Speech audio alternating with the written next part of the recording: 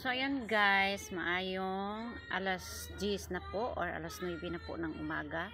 So tapos na kami ng ngapi. Sabi ko ato ko no ng panitan ang mangga. So ano yan guys, binigay lang po sa amin, hiningi ko po. Ayun si Jorin. So ayan, bagong gising po siya, nanlaba po siya kailangan. Ayan, gibalinta mo para makita nyo po yung damit ko. Nakahapon lang po yan. Hindi pa ako nagbihis. At hindi pa ho ako nakaligo dyan. So, tapos na ako magkapit. Tapos, ang iba dyan is tulog pa. At dyan si Maureen, nagbasa pa po siya ng kanyang Teacher Aya. So, ayan, sa TV po yan ha. So, ayan, kuan ako guys. And medyo na siya idaot kasi 1 week na po dyan. 1 week na po yung mangga na yan na hindi hindi binabaliba, hindi parang wala silang pakialam, pero kung binalatan ko talaga yan para makain nila dahil hapit na po siya madunot or malata.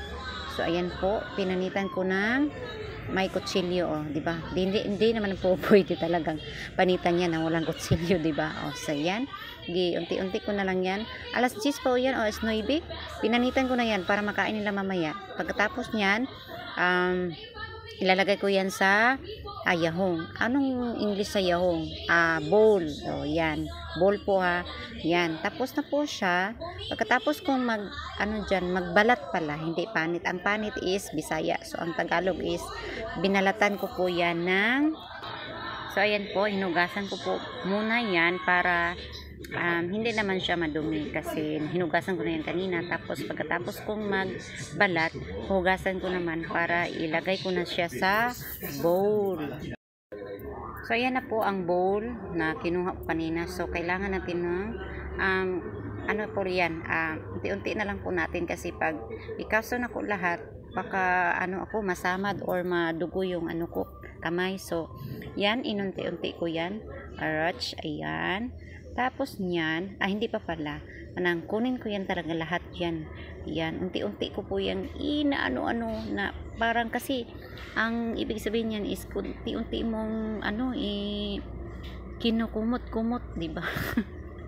Gikumot mo yan. Unti-unti kasi ang magahi po talaga siya. Tapos kailangan po talaga siyang ang kutsilyo ko kasi naye be!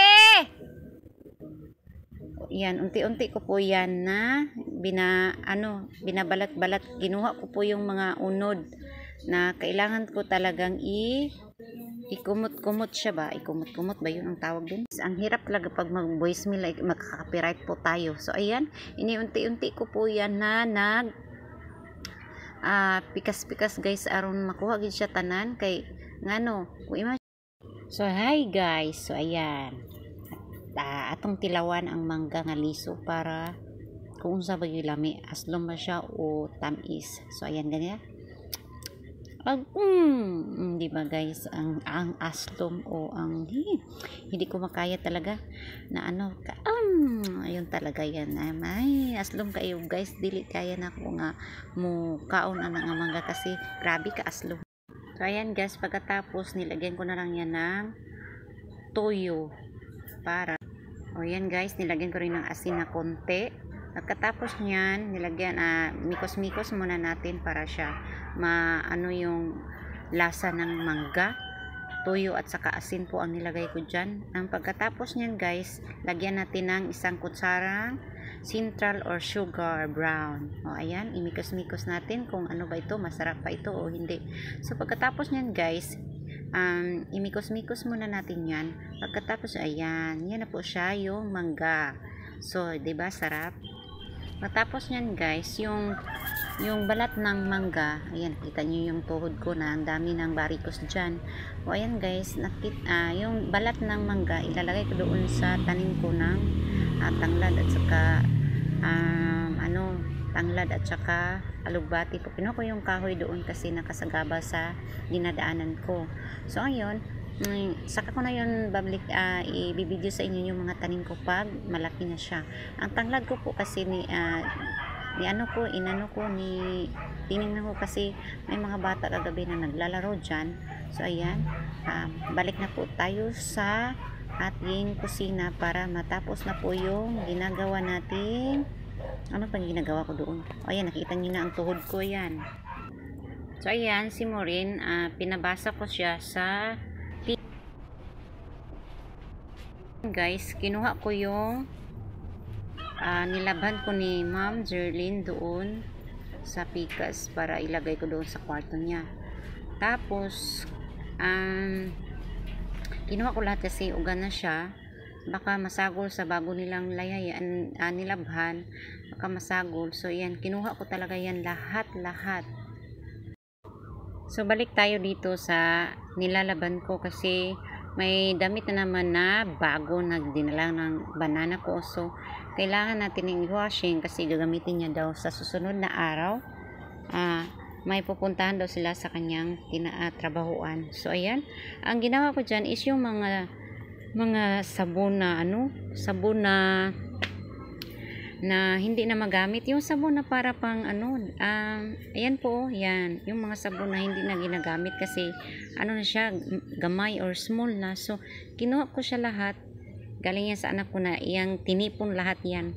So kinuha ko para doon sa washing, isagol siya guys ba para madamo, para siya guys ba mabango. So andyan naman tayo sa ibang country.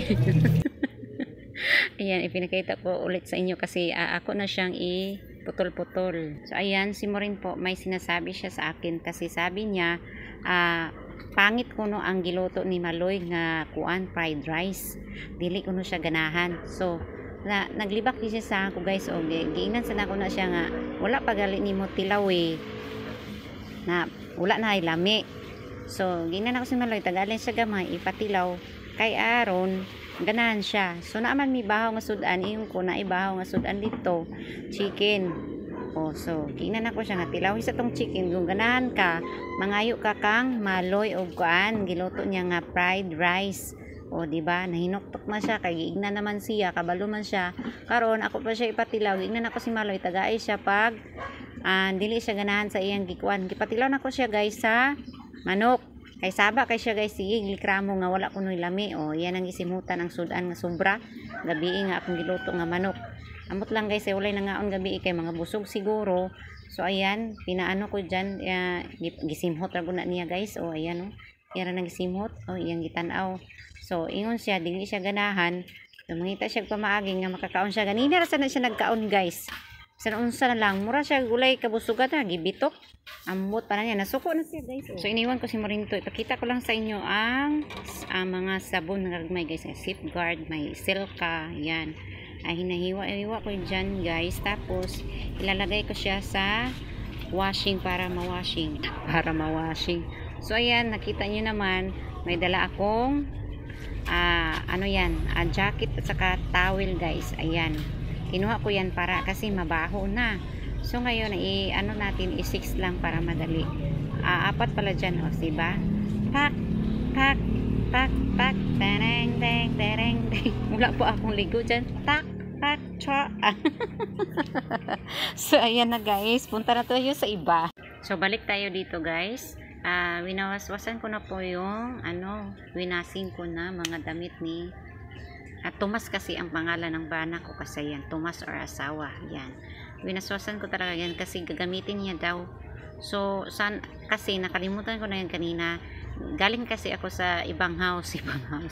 Naglilinis ako doon. So pag uwi ko, andito na, nakatambak na pala dito kanina pa na pag-alis niya. So, ayan, inuna ko na lang yan para matapos na rin ang mga labahin niya. Kasi ang dami-dami talaga guys, kada uwi, ang dami, 10, 8, or 6. So, hindi ko kaya guys, may pa yan, pantalon na, ewan ko ba kung iwa-washing ko pa ba gayon. Kasi ang daming abog or anong tawag sa abog, English na abog, basta guys yan, minikos ko muna yan para matapos na ang paglalaba ko guys. Kasi yung isang araw diba naglalaba pa ako. So ayan, wala pa ako talagang ligo dyan, kahapon pa yung damit ko talaga, grabe naman hindi naman ako nakabihis sa house, hindi naman siguro mabaho. Ako lang naman si Tomas talaga po yung tinatawag ko sa kanya. Tomas po, yung bana ko po.